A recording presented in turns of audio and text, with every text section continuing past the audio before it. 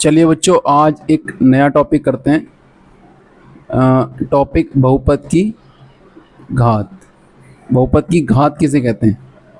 अब आपके सामने ये क्लास 9th का टॉपिक है, एक्सरसाइज 2.1। ठीक है, एनसीईआरटी की बुक है। तो पहला क्वेश्चन, नीचे दिए गए बहुपदों की घातें ज्ञात कीजिए। बहुत आसान टॉपिक है और इसका क्वेश्चन 1 नंबर का जरूर आएगा पेपर में। ठीक है, जो आपका मिड टर्म का एग्जाम होने वाला है। जैसे पहला क्वेश्चन है 2x² - 5x + 3। तो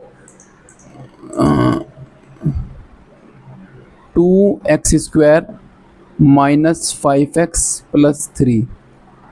तो आपको बच्चों क्वेश्चन में क्या करना है, जो वेरिएबल है मतलब जो चर है, चर यहाँ पर क्या है, x है। ठीक है, उसकी सबसे बड़ी घात क्या है? यहाँ पे x की पावर 2 है। ठीक है, और यहाँ पर x की पावर कितनी है, 1 है। तो बड़ा कौन सा है? यहाँ पर x की पावर कुछ नहीं है, इसका मतलब ये x की पावर यहाँ पर 0 है। ठीक है, 8th क्लास में पढ़ा होगा आपने कि किसी की पावर अगर 0 होती है तो 1 आंसर आता है।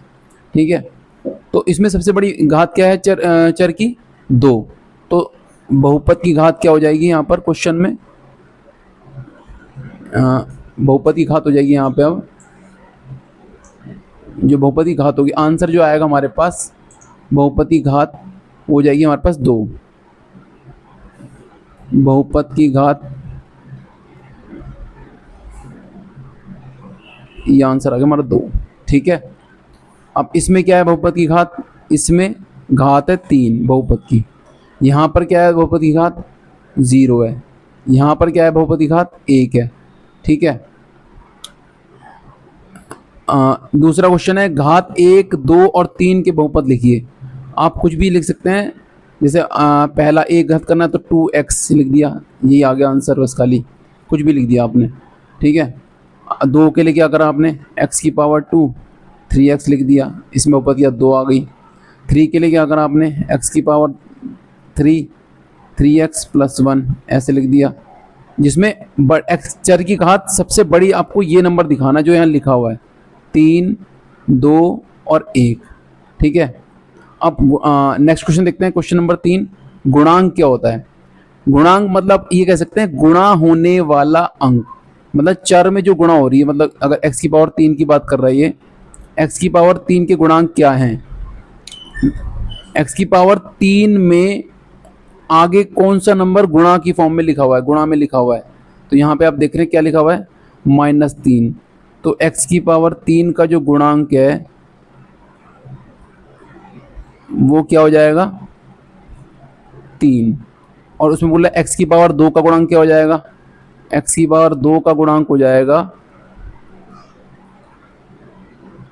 x की पावर 2 यहाँ पर ये है 6।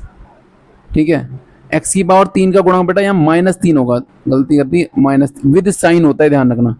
x की पावर 3 का गुणांक होगा हमारे पास -3, विद साइन आपको गुणांक बताना है। ठीक है, प्लस का 3 नहीं होगा, माइनस का 3 होगा।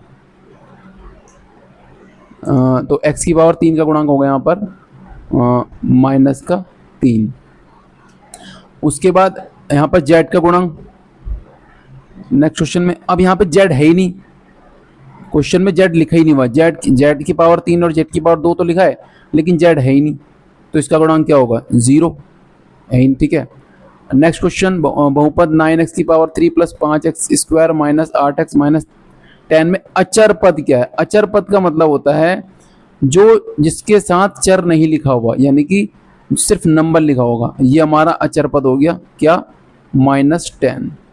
ठीक है, आशा करता हूँ आपको ये टॉपिक समझ में आया होगा, और इसका एक क्वेश्चन पेपर में जरूर आएगा। ठीक है, मिड टर्म वाले एग्जाम में।